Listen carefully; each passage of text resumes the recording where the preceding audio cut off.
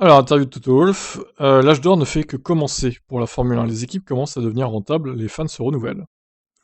Alors, est-ce que c'est vraiment une bonne chose que les fans se renouvellent? Parce que ça veut dire du coup qu'il y a des fans qui partent et d'autres qui arrivent.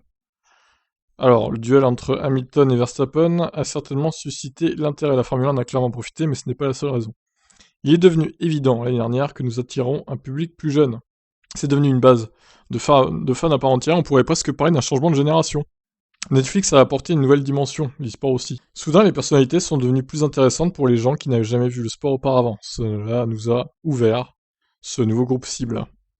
Y a-t-il un risque qu'une saison 2022 fade, à cause d'une équipe qui domine, ruine ses efforts? Je ne pense pas, il n'y a aucune raison macro ou microéconomique pour laquelle la Formule 1 ne prospère plus, à moins que le Covid nous frappe à nouveau très durement.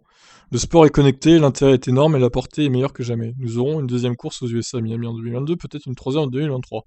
Tous les signes pointent vers un avenir positif. Les fans ont aussi l'impression qu'un plateau pouvant jouer à armes égales en termes de budget ne fasse plus la compétition. Pourtant, les meilleures équipes n'étaient initialement pas partisanes du plafond budgétaire. Bien sûr, les équipes qui avaient les poches pleines n'étaient pas particulièrement heureuses d'avoir perdu un avantage de ce côté. Alors tout ça, je l'ai lu tout à l'heure dans la vidéo de la précédente concernant Toto Wolff. Bon, on le voit passer du coup. Donc de quoi rendre les budgets et les fins plus rentables? Pour nous, c'est le cas depuis la saison 2021, moteur exclu, pour être plus précis, hors coût de développement moteur. Donc il compare avec la NFL, on l'a vu aussi. Nous n'avons qu'un nombre limité de 10 licences. J'aime avoir 10 équipes. En avoir plus ne fait que diluer les revenus. Une nouvelle équipe ne peut être ajoutée que si tout le monde est d'accord. Le prix d'entrée est très élevé, 200 millions de dollars. Ça, c'est vraiment abusé quand même. Il est important pour nous que non seulement Mercedes soit rentable, mais que les autres équipes emboîtent le pas. Je pense que Ferrari et McLaren seront les prochaines. Ça augmente le facteur de crédibilité de toute la série.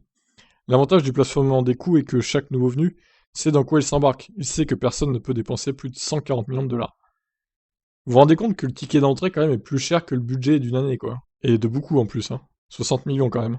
Pour qu'il puisse monter au sommet, il sait ce qu'il faut mettre, car les autres n'ont pas plus. Dans le passé, personne ne savait combien d'argent il en coûterait pour rivaliser avec Ferrari, Red Bull ou nous-mêmes. Ouais, bah à l'époque, il y avait des budgets qui étaient autour de 350-400 millions d'euros hein, par saison. Hein.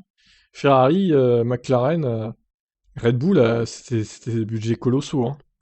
Donc moi, je trouve que c'est une bonne idée quand même, le plafonnement budgétaire. Ça aurait dû être fait avant, je trouve, dès les années 2000. Bon, bah voilà. Je vous laisse donc commenter la déclaration de Toto Wolff. Ciao, ciao.